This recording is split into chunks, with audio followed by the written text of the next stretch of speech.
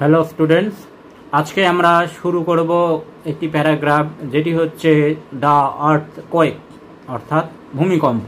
চলো শুরু করা যাক। The earthquake is a very uncommon but dreadful natural calamity.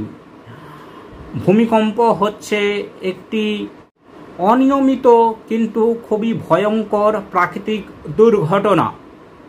When the structure of the earth trembles, we call it an earthquake. যখন পৃথিবীর পৃষ্ঠতল কম্পিত হয়ে ওঠে তখনই সেটাকে আমরা বলি ভূমিকম্প। There are many causes behind the earthquake. ভূমিকম্পের জন্য বিভিন্ন কারণ দায়ী হয়ে থাকতে পারে।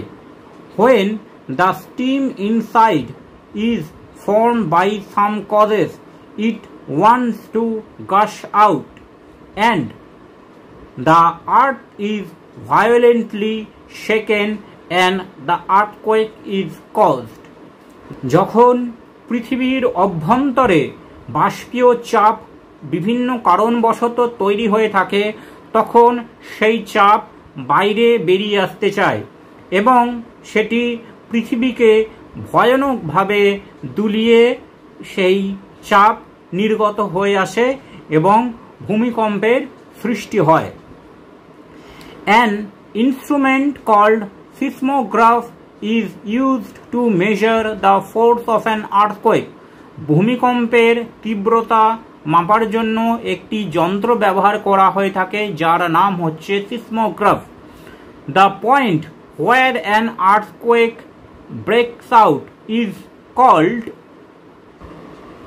the epicenter of the earthquake. যে জায়গাতে ভূমিকম্পের সৃষ্টি হয় সেই জায়গাটিকে ভূমিকম্পের উপকেন্দ্র বলা হয়ে থাকে। If the earthquake is violent, it causes a great loss of life and property. যদি ভূমিকম্প ভয়ানকভাবে হয় তাহলে প্রচুর মানুষ এবং সম্পদের ক্ষতি হয়। As a result of it, houses collapse and the inmates are buried alive. এর ফলে বাড়ি ভেঙে পড়ে এবং তার মধ্যে বসবাসকারীরা চাপা পড়ে যায়। Many men are rendered homeless. অসংখ্য মানুষ গৃহহীন হয়ে পড়ে। The earthquake is a terrible enemy to mankind. ভূমিকম্প হলো মানব জীবনের এক ভয়ঙ্কর শত্রু and we cannot control it. কিন্তু আমরা এটাকে কখনোই নিয়ন্ত্রণ করতে পারি না। আজকে এখানেই শেষ। Thanks for watching this video. তোমরা ফেসবুক এবং ইমেলে কন্ট্যাক্ট করতে পারো।